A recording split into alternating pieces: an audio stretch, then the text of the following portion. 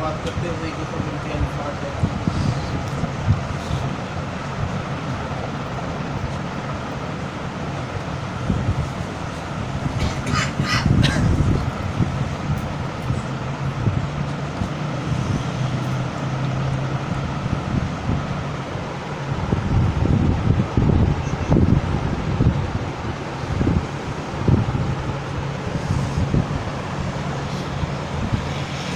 محمد و آل محمد بلندتر صلوات. اللہم صلی علی محمد و آل محمد. اعوذ باللہ من الشیطان الرجیم. بسم اللہ الرحمن الرحیم. الحمد للہ الذی لا یبلغ مدحته القائلون ولا یحصی نعمه العد ولا يعدی حقه المجتهدون الذي لا يدركه بعد الأمم ولا يناله غوص الفتن الذي ليس لصفته حد محدود ولا نعت موجود ولا وقت معدود ولا أجل ممدود فترى الخلائق بقدرته والنشر الرياح برحمته وعدد سحور ميدان عرضه. اول دین معرفته وکمال معرفته التصدیق به وکمال التصدیق به التوحید وکمال التوحید هو اخلاص له نبی الصفت ان كل شهادة صفت انه غیر الموصوف انه غیر الصفات. فمن وصف الله سبحانه فقد کرنه ومن کرنه فقد صنعه ومن صنعه فقد جزاه ومن جزاه فقد جهله ومن جهله فقد اشار اليه ومن اشار اليه فقد حده ومن حده فقد عده. الصلاة والسلام والتحية والإكرام على النبي الرحمة وخازن المغفرة وقائد خير والبركة ومنتدى العباد من الحلقة سيدنا ومولانا أبي القاسم محمد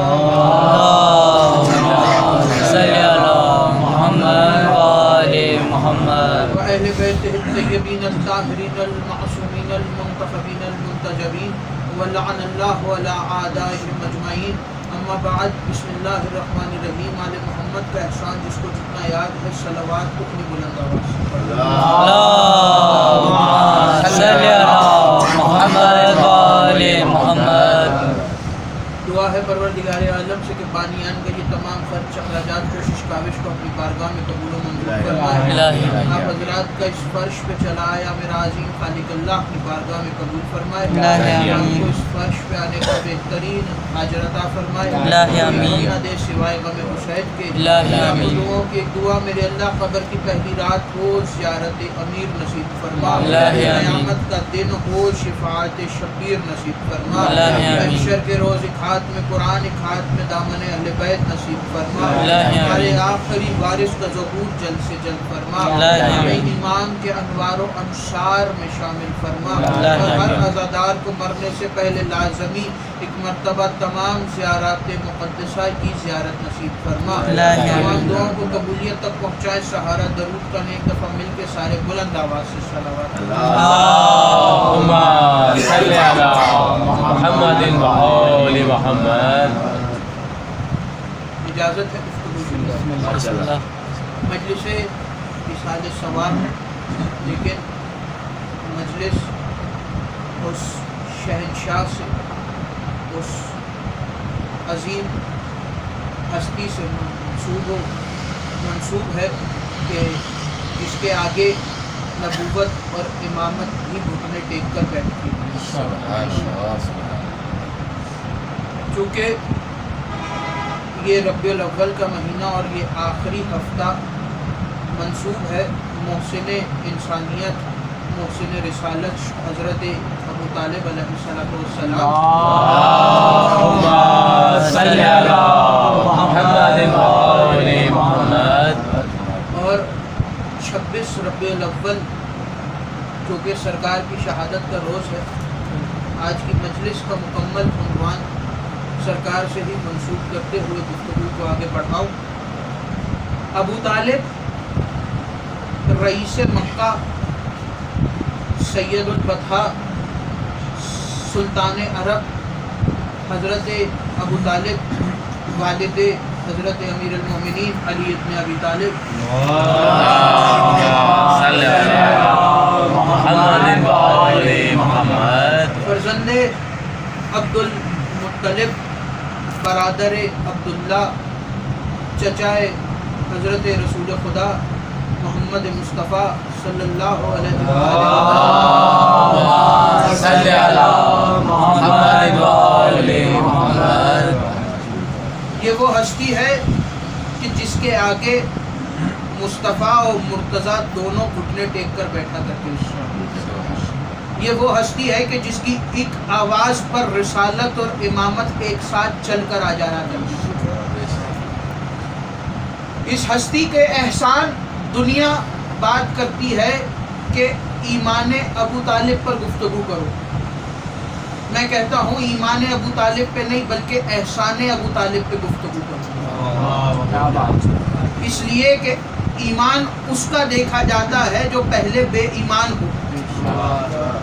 اور ابو طالب کا ایمان دیکھنے کی ضرورت اس لیے بھی نہیں ہے کہ خندق کے میدان میں ابو طالب کے ہی بیٹے کو مخاطب کر کے رسول نے کہا تھا کہ کل کفر کے مقابلے پر کل ایمان جا رہا ہے، تو جس کا بیٹا کل ایمان ہو اس کے ایمان پر گفتگو کیوں کرنی؟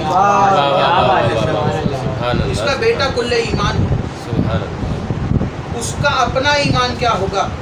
کسی نے حضرت امیر المومنین علی ابن ابی طالب علیہ الصلوۃ والسلام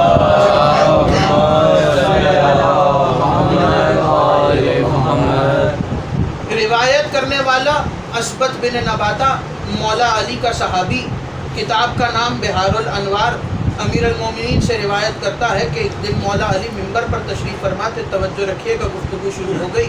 بات سمجھ میں آئی تو اتنا ضرور بولیے گا کہ پتہ چل جائے کہ میرا خطاب سقیفہ کے امیروں سے نہیں، قدیر کے فقیروں سے. امیر المومنین اسبت بن نباتہ مولا علی کا صحابی ہے. وہ کہتا ہے کہ ایک دن امیر المومنین ممبر پر تشریف فرما تھے اور اپنے فضائل بیان کر رہے تھے کہ ایک شخص کھڑا ہوا اور کھڑے ہو کر کہنے لگا کہ اے علی، توجہ رکھیے گا، اے علی، آپ کے اپنے اتنے فضائل ہیں جو آپ اپنی زبانی خود بیان کر رہے ہیں. رسول اللہ نے آپ کے اتنے فضائل بیان کیے. توجہ، آپ کے اپنے اتنے فضائل ہیں جو ابھی آپ نے خود بیان کیے، لیکن یہ بتائیے آپ کے بابا کا ایمان کیا تھا؟ مولا علی سے پوچھ رہا ہے کہ اے علی، آپ کے بابا کا ایمان کیا تھا؟ جیسے ہی مولا نے یہ سنا تو جلال ذوالجلال کے چہرے پر جلال آیا. اللہ کے جلال کے چہرے پر جلال آیا. جلال کے عالم میں امیر المومنین نے وہ علی، توجہ، وہ علی کہ جس نے آج تک اپنے دشمن کو بد دعا نہیں دی تھی،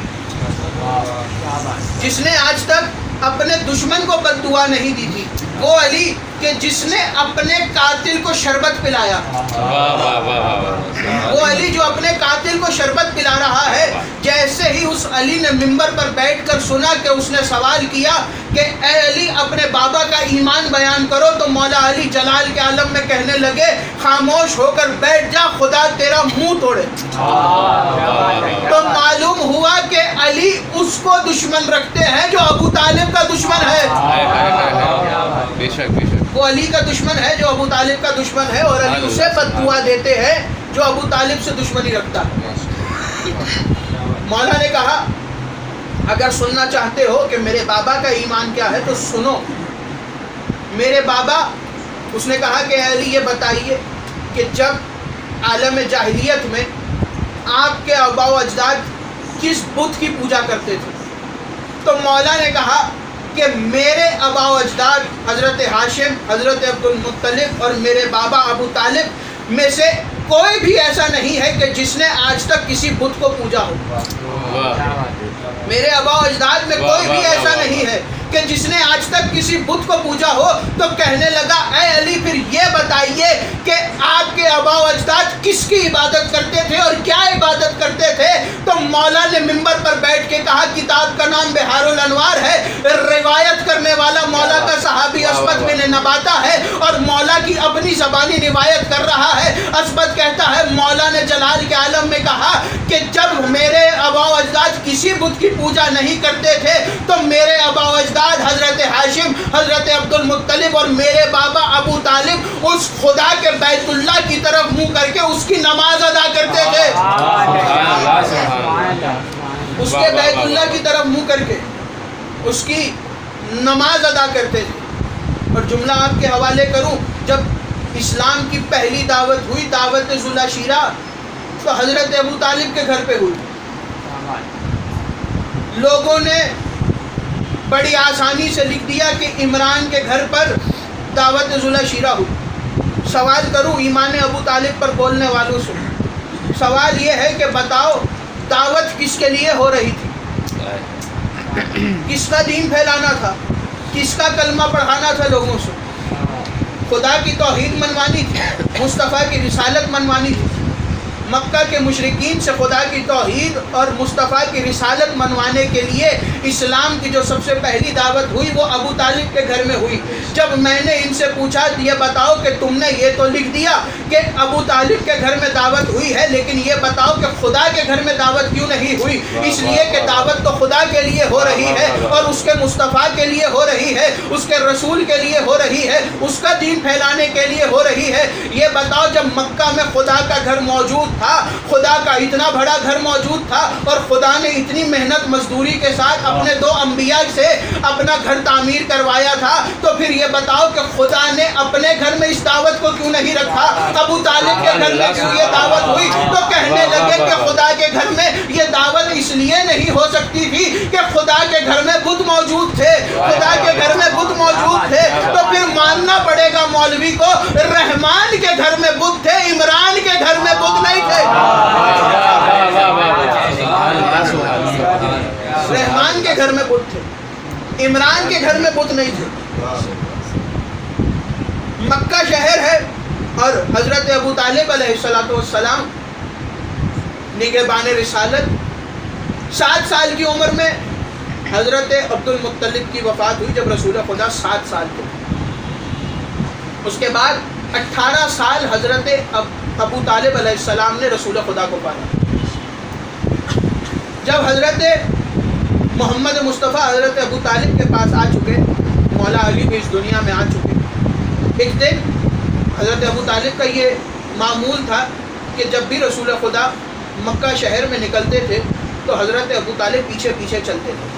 توجہ رکھیے گا، حضرت ابو طالب پیچھے پیچھے چلتے تھے. پہلے تو حضرت ابو طالب نے مولا علی سے بھی کہہ رکھا تھا کہ رسول کے سائے کے طرح رہنا رسول کے ساتھ، اور خود مولا علی کہتے ہیں کہ میں رسول اللہ کے ساتھ ایسے رہا جیسے اونٹنی کا بچہ اپنی ماں کے ساتھ رہتا ہے. رسول اللہ کی حفاظت کے لیے ایک تو علی کو بھیجا، پھر پیچھے پیچھے حضرت ابو طالب خود بھی آیا کرتے تھے. ایک دن رسالت اپنے گھر سے نکلی امامت کے ساتھ. جب رسالت اور امامت گھر سے نکل گئی تو نگہبان رسالت گھر میں رہ گئے. حضرت ابو طالب گھر میں رہ گئے، حضرت رسول خدا مولا علی کو لے کے مکہ کے شہر میں نکل گئے. تھوڑی دیر گزری، جب رسول خدا واپس نہیں آئے تو حضرت ابو طالب پریشان ہوئے. پریشانی کے عالم میں بنی ہاشم کے جوانوں کو اکٹھا کیا. اکٹھا کرنے کے بعد سارے بنی ہاشم کے جوانوں کو کہنے لگے کہ نیمچے اٹھا لو اور تلواریں اٹھا لو. آدھوں نے تلواریں اٹھائیں، آدھوں نے نیمچے اٹھائے. جب سب نے تلواریں اور نیمچے اٹھا لیے تو حضرت ابو طالب نے کہا کہ میرے ساتھ چلو. حضرت ابو طالب کے ساتھ ساتھ بنی ہاشم کے جوان چلے. آگے آگے ابو طالب چلتے تھے، پیچھے پیچھے بنی ہاشم کے جوان چلتے تھے. توجہ رکھیے گا، حضرت ابو طالب چلتے چلتے مکہ شہر کے درمیان میں آئے. اس مقام پر آئے جہاں مکہ کے بڑے بڑے سردار بیٹھا کرتے تھے. وہ بڑے بڑے سردار جہاں بیٹھا کرتے تھے، حضرت ابو طالب اس مقام کے قریب پہنچے اور ہاشمی جوانوں سے کہنے لگے جاؤ اور جا کے ایک ایک سردار کے پیچھے کھڑے ہو جاؤ، جاؤ اور جا کے ایک ایک سردار کے پیچھے کھڑے ہو جاؤ. وہ سارے ہاشمی جوان آئے اور جا کے ایک ایک سردار کے پیچھے کھڑے ہو گئے. حضرت ابو طالب نے کہا کہ سنو، جب تک میں لوٹ کر واپس نہیں آ جاتا تب تک کسی سردار کو کچھ کہنا نہیں ہے، تب تک کسی کو کچھ کہنا نہیں ہے. کہا اگر میں خالی ہاتھ لوٹ کر آؤں تو یہ تلواریں ان کے سینوں میں پیوست کر دینا. اگر میں خالی ہاتھ لوٹ کر آؤں تو یہ تلواریں ان کے سینوں میں پیوست کر دینا، اور اگر میرے ساتھ مصطفیٰ ہو तो इनको छोड़ देना, तवज्जो रखिएगा, इनको छोड़ देना। हजरत अबू तालिब चले, कोहे अबू कुबैस की पहाड़ी को पार किया, पहाड़ी पर चढ़े, पहाड़ी से उतरे, पीछे पीछे चंद बनी हाशिम के जवान, कुछ को मक्का के सरदारों के पास छोड़ के गए, कुछ को अपने साथ लेके गए। कोहे अबू कुबैस की पहाड़ी को पार किया, सरजमीन बथा को पार किया, एक और पहाड़ी आई उसको पार किया। जैसे ही पहाड़ी के ऊपर चढ़े तो हज़रत अबू तालिब ने मंजर देखा कि रिसालत आगे नमाज पढ़ा रही है, इमामत पीछे नमाज पढ़ रही है। रिसालत नमाज पढ़ा रही है, इमामत नमाज पढ़ रही है। हज़रत अबू तालिब ने इंतज़ार किया, रसूल ने नमाज ख़त्म की, अली ने नमाज ख़त्म की। जैसे ही नमाज ख़त्म हो गई तो हज़रत अबू तालिब ने कहा कि ए मेरे भतीजे मोहम्मद, क्या आपको मालूम है कि अगर आज आप न मिलते तो मैं इन मुशरिकीन मक्का के साथ क्या करता? कहने लगे चचा जान क्या करते? तो मुस्कुरा कर कहते हैं कि खुदा की कसम, अगर आज आप न मिलते तो इस सरजमीन पर जितने मुशरिकीन हैं मैं सबको चुन चुन के कत्ल कर देता। इस सरजमीन पर, ये नहीं कहा कि मक्का पर, हज़रत अबू तालिब ने कहा इस पूरी दुनिया में जितने मुशरिकीन हैं सबको चुन चुन के मैं कत्ल कर देता। यहाँ हज़रत अबू तालिब रसूल खुदा से महवे गुफ्तगू है। वहाँ हज़रत अबू तालिब के साथ दो बनी हाशिम के जवान आए, उन्होंने मौला अली को देखा। ज़ाहिरी तौर पर बचपना है अमीर अल-मोमिनीन का, तवज्जो, ज़ाहिरी तौर पर बचपना है और बचपने के आलम में कुछ लोग इन्हें बच्चा ही समझते हैं, लेकिन ये तो हमारा अकीदा है कि ये बचपन में भी इमाम है, बचपन में भी हुज्जत है। उन्होंने अमीर अल-मोमिनीन को करीब बुलाया और मौला अली को बुलाकर, अपने करीब बुलाकर अमीर अल-मोमिनीन से कहने लगे, ए अली, तवज्जो, बच्चों से बच्चों जैसी बात की जाती है। कहने लगे, ए अली, ये बताओ क्या तुमने मोहम्मद के पीछे नमाज पढ़ने से पहले अपने बाबा अबू तालिब से पूछा था? तवज्जो रखिएगा, क्या तुमने मोहम्मद के पीछे नमाज पढ़ने से पहले अपने बाबा अबू तालिब से पूछा था? मुस्कुरा कर बचपने के आलम में हज़रत अमीर अल-मोमिनीन ने आवाज़ दे के कहा, ये बताओ मुझे क्या ज़रूरत कि मैं अपने बाबा अबू तालिब से मोहम्मद के पीछे नमाज पढ़ने के लिए पूछूं? कहने लगे, क्या मतलब अली? मुस्कुरा कर कहा, ये बताओ क्या अल्लाह ने मुझे इस दुनिया में भेजने से पहले मेरे बाबा अबू तालिब से पूछा था?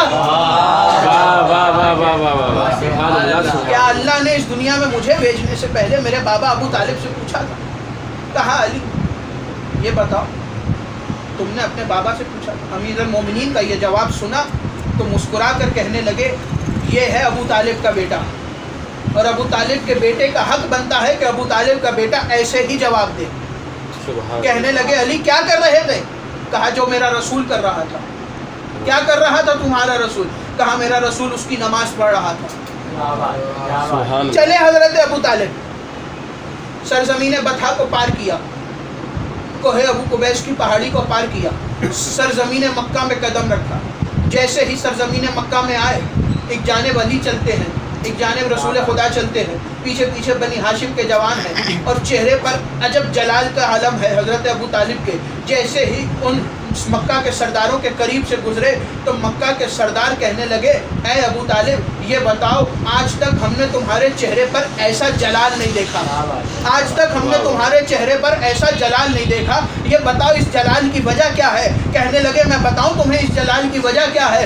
मक्का के सरदारों ने कहा, अबू तालिब बताओ कि इस जलाल की वजह क्या है? हज़रत अबू तालिब ने कहा कि सुनो, मेरा भतीजा मुझे नज़र नहीं आया, जब मेरा भतीजा गुम गया तो मैंने अपने भतीजे को ढूंढना शुरू किया और इन अपने सिपाहियों को यहाँ छोड़ कर गया था कि अगर मोहम्मद न मिले तो ये अपनी तलवारें तुम्हारे सीनों में पेवस्त कर दे।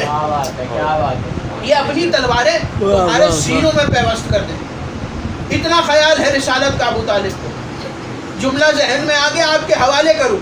हज़रत अबू तालिब, मक्का के लोग एक दिन हज़रत अबू तालिब के घर आए और आकर कहने लगे, अबू तालिब काफ़ी अरसा हो गया मक्का में बारिश नहीं हो रही, कल हम सब मक्का के दरमियान शहर में खड़े होकर अपने अपने बुतों को लाकर अपने अपने बुतों के आगे सजदा कर कर उनसे दुआ करेंगे कि मक्का में बारिश नाज़िल हो। अबू तालिब आज तक ना हाशिम ने हमें बताया ना अब्दुल मुत्तलिब ने हमें बताया कि हाशमियों का बुत कौन सा है, हाशमी किस बुत की पूजा करते हैं, हाशमी किस खुदा की पूजा करते हैं। अबू तालिब, अगर तुम चाहते हो कि मक्का में बारिश हो تو کل اپنے خدا کو لے کر مکہ کے شہر کے درمیان میں آ جانا، اور اگر تم اپنے کسی خدا کو لے کر نہ آئے تو پھر ہم یہ کہہ دیں گے کہ ہاشمی کسی بھی خدا کو نہیں مانتے، ہم یہ کہہ دیں گے کہ ہاشمی کسی بھی خدا کو نہیں مانتے۔ حضرت ابو طالب نے کہا کہ ٹھیک ہے، میں کل اپنے خدا کو لے کر مکہ کے شہر میں آؤں گا۔ یہ کہہ کے حضرت ابو طالب نے دروازہ بند کیا۔ اگلے دن حضرت ابو طالب نے اپنے کاندھوں پر اپنے چھوٹے سے بھتیجے محمد کو اپنے کاندھوں پر بٹھایا، اور کاندھوں پر بٹھا کر حضرت ابو طالب مکہ کے اس مقام پر پہنچے جہاں سب لوگ اپنے اپنے بت لے کر کھڑے ہوئے تھے۔ سب نے کہنا شروع کیا، ابو طالب کیا تم نے بتوں کو چھوڑ کر اپنے بھتیجے کو اپنا خدا مان لیا؟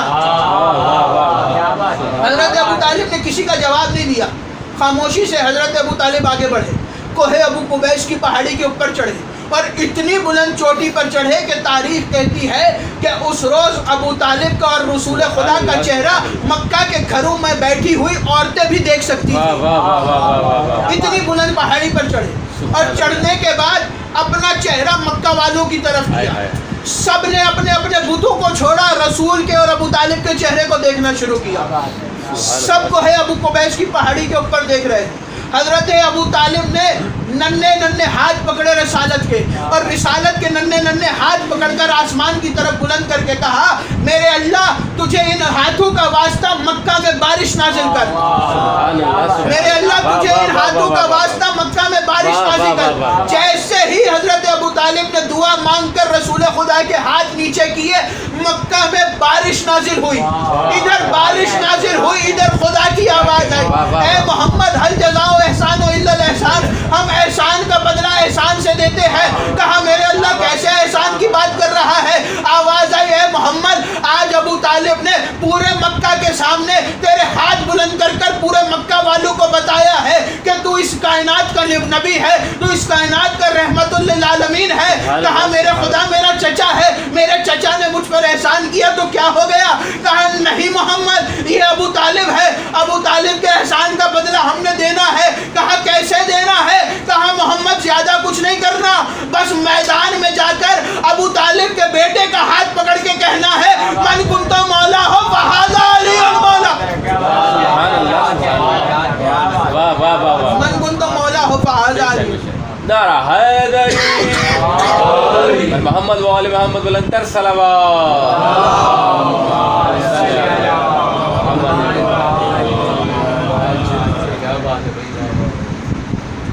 ابو طالب کے بیٹے کا ہاتھ پکڑ کے کہنا، اور دنیا کہتی ہے کہ معاذ اللہ ثم معاذ اللہ حضرت ابو طالب نے کلمہ نہیں پڑھا۔ جملہ آپ کے حوالے کروں، دنیا سے جب پوچھا گیا کہ یہ بتاؤ کہ ابو طالب نے کلمہ کیوں نہیں پڑھا، اس کی دلیل کیا ہے، تو کہنے لگے کہ آخری وقت میں جب رسول اللہ نے اپنے چچا سے کہا کہ چچا جان کلمہ پڑھ لیجئے، تو ابو طالب نے کہا کہ میں اپنے بابا کے دین پر موجود ہوں، میں اپنے بابا کے دین پر مرنا چاہتا ہوں۔ تو کہنے لگے معاذ اللہ ثم معاذ اللہ، عبد المطلب کا دین کفر تھا اس لیے ابو طالب کافر تھے، عبد المطلب کا دین کفر تھا اس لیے ابو طالب کافر تھے۔ جملہ آپ کے حوالے کروں، دنیا ابو طالب کے بابا کو بھی کافر کہنا چاہ رہی ہے، تو سنو اسلام میں سب سے پہلے جس نے کعبے کے 7 چکروں کا طواف نکالا ہے اس کا نام عبد المطلب ہے۔ پہلے کعبے کا طواف 100 چکر کا ہوا کرتا تھا، دور جاہلیت میں 100 چکر لگاتے تھے تو کعبے کا طواف مکمل ہوتا تھا۔ حضرت عبد المطلب نے اعلان کیا کہ طواف 7 چکروں پر مشتمل ہوگا۔ دور جاہلیت میں کعبے کے اندر برہنہ طواف ہوتا تھا۔ حضرت عبد المطلب نے سب سے پہلے اعلان کیا کہ آج کے بعد کوئی بھی کعبے کا برہنہ طواف نہیں کرے گا۔ یہ بتاؤ اگر ابو طالب کا بابا کافر تھا تو پھر اللہ نے اسلام میں عبد المطلب کی چیزوں کو کیوں رائج رکھا؟ اور آخری بات آپ کے حوالے کرو، کتاب کا نام شرح نہج البلاغہ، ہمارے مذہب کی کتاب نہیں، ہمارے مذہب میں نہج البلاغہ ہے، شرح نہج البلاغہ بھی ہے، لیکن جس شرح نہج البلاغہ کی میں بات کر رہا ہوں یہ علامہ عبدالحدید معتزلی کی کتاب ہے، اہل سنت کے عالم ہے، شرح نہج البلاغہ، انہوں نے بھی اس بات کو لکھا۔ انہوں نے کہا کہ توجہ رکھیے گا، انہوں نے اس کتاب میں لکھتے ہوئے کہا کہ آخری وقت جب حضرت ابو طالب کا آخری وقت آیا اور حضرت عباس نے حضرت ابو طالب کے لبوں پر اپنے کانوں کو لگایا تو مسکرا کر کہنے لگے اے بیٹا محمد مبارک ہو، ابو طالب وہی کلمہ پڑھ رہے ہیں جو تمہارا کلمہ ہے۔ ابو طالب وہی کلمہ پڑھ رہے ہیں جو تمہارا کلمہ ہے۔ دوسری کتاب عیون اخبار الرضا، ہمارے مذہب کی کتاب، اس کتاب میں روایت امام رضا علیہ الصلوۃ والسلام سے،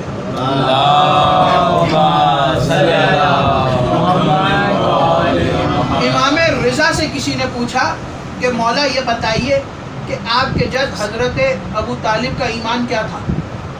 تو حضرت امام رضا نے فرمایا کہ میرے جد حضرت ابو طالب، توجہ رکھیے گا بات بہت اہم ہے، میرے جد حضرت ابو طالب، کون فرما رہا ہے؟ امام رضا فرما رہے ہیں، میرے جد حضرت ابو طالب علیہ السلام جو انگوٹھی پہنا کرتے تھے، جو انگشتری پہنا کرتے تھے، اس انگشتری پر ایک جملہ تحریر تھا، ایک بات تحریر تھی، اور وہ بات یہ تھی کہ حضرت ابو طالب کی انگوٹھی پر یہ نقش تھا کہ میں ابو طالب خدا کے اوپر، رب کے اوپر رب کی ربوبیت کا قائل ہوں، میں ابو طالب رب کی ربوبیت کا قائل ہوں۔ اس کے بعد اپنے بھائی، توجہ، اس کے بعد اپنے بھائی عبداللہ کے بیٹے محمد کی نبوت کا قائل ہوں، رب کی ربوبیت کا قائل ہوں، اپنے بھائی عبداللہ کے بیٹے محمد کی نبوت کا قائل ہوں۔ اس کے بعد حضرت ابو طالب کی انگوٹھی پر یہ نقش تھا کہ اس کے بعد میں اپنے بیٹے کی اس بات پر قائل ہوں کہ میرا بیٹا محمد کا بلا فصل وصی ہے، سبحان اللہ، سبحان اللہ، واہ واہ، میرا بیٹا علی محمد کا بلا فصل وصی ہے۔ تو حضرت ابو طالب کا کلمہ کیا ہوا؟ حضرت ابو طالب کا کلمہ کون بتا رہا ہے؟ امام رضا بتا رہے ہیں کہ حضرت ابو طالب کا کلمہ صرف لا الہ الا اللہ نہیں تھا، بلکہ حضرت ابو طالب کا کلمہ لا الہ الا اللہ کے بعد محمد الرسول اللہ بھی تھا، محمد الرسول اللہ کے بعد علی ولی اللہ بھی تھا۔ تو معلوم ہوا کہ علی ولی اللہ کی وجہ سے ابو طالب کو کافر کہا جا رہا ہے۔ جملہ آپ کے حوالے کروں، یہ ان لوگوں کی پرانی عادت ہے، جو بھی علی کو مانتا ہے اسے کافر ثابت کرتے ہیں، جو بھی علی کی ولایت کا قائل ہو اسے کافر ثابت کرتے ہیں۔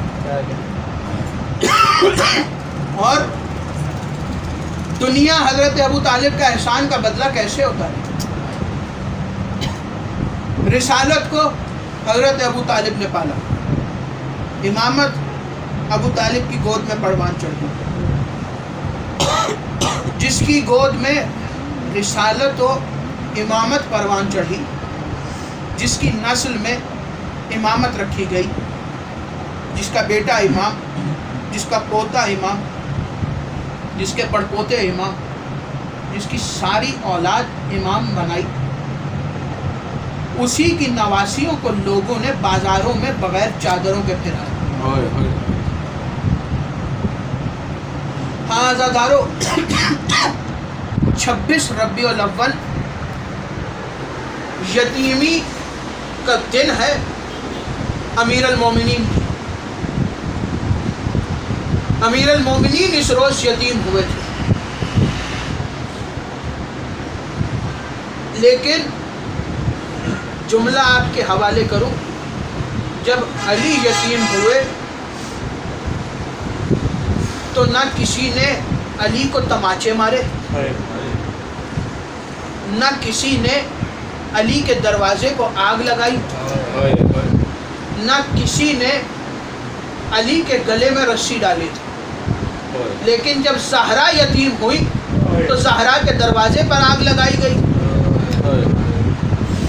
جب علی کے بچے یتیم ہوئے تو ایک کے جنازے پر تیر مارے گئے، ایک کا لاشا تیروں پر آیا۔ ہاں عزادارو،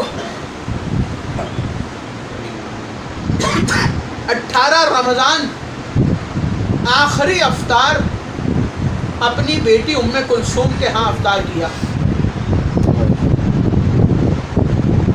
18 رمضان کا روزہ اپنی بیٹی کے گھر افطار کیا. بی بی کہتی ہے میں نے بابا کے سامنے دسترخوان پر 2 چیزیں رکھی, دودھ بھی رکھا, نمک بھی رکھا. بابا کی آواز آئی, بیٹی ام کلثوم کیا آپ کو معلوم نہیں کہ آپ کے بابا علی ایک وقت میں 2 چیزوں سے افطار نہیں کرتے. کہنے لگی میں نے آگے بڑھ کر میں نے چاہا کہ بابا کے آگے سے نمک اٹھا لوں تاکہ بابا دودھ سے افطار کر لیں, لیکن بابا کی آواز آئی بیٹی ام کلثوم دودھ اٹھا لو, نمک رہنے دو. امیر المومنین نے کہا. اس کے بعد بی بی کہتی ہے بابا نے جب افطار کر لیا, دسترخوان سے اٹھنے کے بعد میں نے دیکھا کہ بابا اپنے حجرے میں چلے گئے. امیر المومنین حجرے میں آئے. ہاں عزادارو, ابھی محرم گزرے ہیں نا, ابھی زہرا کو زہرا کے لال کا پرسہ دیا. آج ذرا سی زحمت کر لینا اور زہرا کو زہرا کے شوہر کا پرسہ دے دینا. مولا اپنے حجرے میں آئے. بی بی کہتی ہیں بابا حجرے میں گئے اور جا کے مصلی عبادت پر نماز پڑھنا شروع کر دی. مولا نماز پڑھنے شروع کر دی. جناب فضہ روایت کرتی ہے کہ وہ رات بڑی عجیب رات تھی. امیر المومنین ایک نماز مکمل کرنے کے بعد صحن میں آتے, صحن میں آ کر آسمان کی طرف دیکھ کر کہتے خدا کی قسم وہ رات آ گئی جس کا علی سے وعدہ کیا گیا تھا. خدا کی قسم وہ رات آ گئی جس کا علی سے وعدہ کیا گیا تھا. تہجد کی نماز پڑھنے کے بعد مولا نے اپنی ابا کو سمیٹا, امامے کو درست کیا. ابا کو درست کرنے کے بعد میرے بابا صحن میں آئے. دوبارہ آسمان کی طرف دیکھا, پھر آسمان کی طرف دیکھ کے یہی جملہ کہا کہ خدا کی قسم وہ رات آ گئی جس کا علی سے وعدہ کیا گیا. یہ کہنے کے بعد مولا نے یہ اپنی بیٹی سے وصیت کی کہ بیٹی اگر میرے بعد ان مرغابیوں کا خیال رکھ سکو تو انہیں پال لینا, اگر ان کا دھیان نہ رکھ سکو تو انہیں آزاد کر دینا. کتنا خیال ہے علی کو. آزادارو, جیسے ہی مولا صحن میں آئے اور ارادہ کیا مسجد کی جانب جانے کا تو سب سے پہلے مولا کی مرغابیوں نے راستہ روکا. میرا دل کہتا ہے کہ مرغابیاں مولا کو روک کر یہ نہا کر کے کہہ رہی ہوں گی کہ یا علی آج کی رات مسجد میں نہ جائیے, اگر آج آپ مسجد میں چلے گئے تو زینب یتیم ہو جائے گی. مولا نے مرغابیوں کو آگے سے ہٹایا. آگے بڑھے علی, چلتے چلتے دروازے پر پہنچے. دروازے پر پہنچے, ہوا کا ایسا جھونکا آیا کہ دروازے کی زنجیر ہوا کے جھونکے سے اڑ کر علی کی ابا کے دامن سے لپٹ گئی. جیسے ہی زنجیر لپٹی مولا نے یہ دیکھا تو آواز دے کے کہا خدا کی قسم آج کائنات کی کوئی بھی شے علی کو مسجد میں جانے سے نہیں روک سکتی. آج کائنات کی کوئی بھی شے علی کو مسجد میں جانے سے نہیں روک سکتی. یہاں امیر المومنین مسجد میں جانے کی تیاری کر رہے ہیں. عزادارو جملہ سنو گے, تھوڑی دیر پہلے مولا کے دروازے پر کچھ گھوڑوں کی ٹاپوں کی آواز آئی تھی. مولا صحن میں آئے اور دروازے کو کھولا تو مولا نے دیکھا کہ ایک چھوٹا سا لشکر چند گھڑ سوار مولا کے دروازے کے سامنے کھڑے ہیں. مولا نے آواز دے کے کہا کون ہو؟ تو ایک گھڑ سوار اپنے گھوڑے سے اترا اور دروازے کے قریب آیا اور اپنے چہرے سے نقاب ہٹا کر کہتا ہے یا علی میں آپ کا صحابی حذیفہ یمانی ہوں. مولا جب سے یہ رمضان آیا ہے یا علی آپ کے خطبوں کا رنگ عجیب ہو گیا ہے. کہنے لگا یا علی جب سے یہ رمضان آیا ہے یا علی ہم نے بازار میں کچھ لوگوں کو, اجنبی لوگوں کو دیکھا ہے جن میں سے کچھ تلوار کی دکان پر موجود تھے اور کچھ زہر کی دکان پر موجود تھے. امیر المومنین کی آواز آئی حذیفہ یہ بتاؤ کہ اگر کسی کی موت آئی ہو تو کیا اس کی موت کو ٹال سکتے ہو؟ کہا نہیں مولا، اگر کسی کی آئی ہو تو ہم اس کی موت کو ٹال نہیں سکتے۔ کہا حذیفہ یہ بتاؤ اگر کسی کی موت نہ آئی ہو تو کیا اس کی موت کو لا سکتے ہو؟ کہا نہیں مولا، ہم اس کی موت کو نہیں لا سکتے۔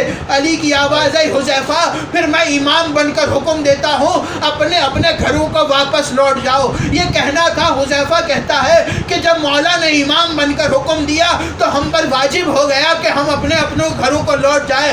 حذیفہ کہتا ہے میں اپنے گھر کی طرف آ گیا اور جب اپنے گھر میں پہنچا تو میں نے سرہ کو نہیں اتارا، میں نے جنگی لباس کو نہیں اتارا، اپنے صحن میں بیٹھا بیٹھا دیوار کا سہارا لے کر بیٹھا تھا کہ تھکاوٹ کی وجہ سے میری آنکھ لگ گئی۔ یہاں میری آنکھ لگی، عزادارو یہاں حذیفہ کی آنکھ لگ گئی۔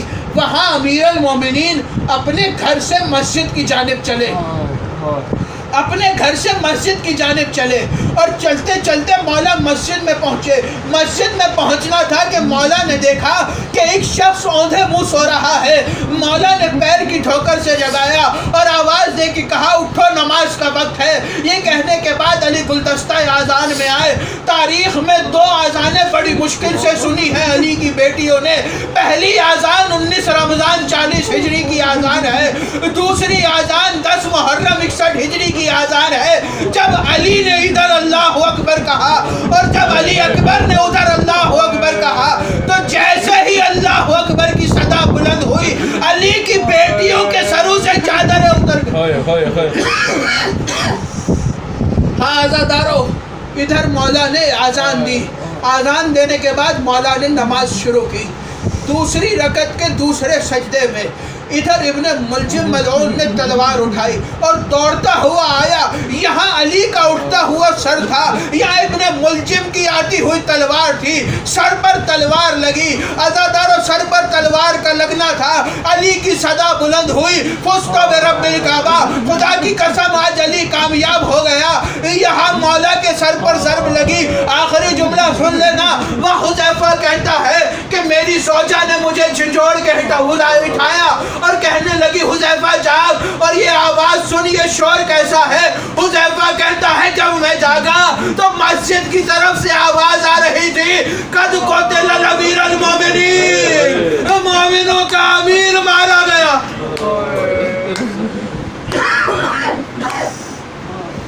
اللہ لعنت اللہ علی قوم الظالمین، ماتم حسین۔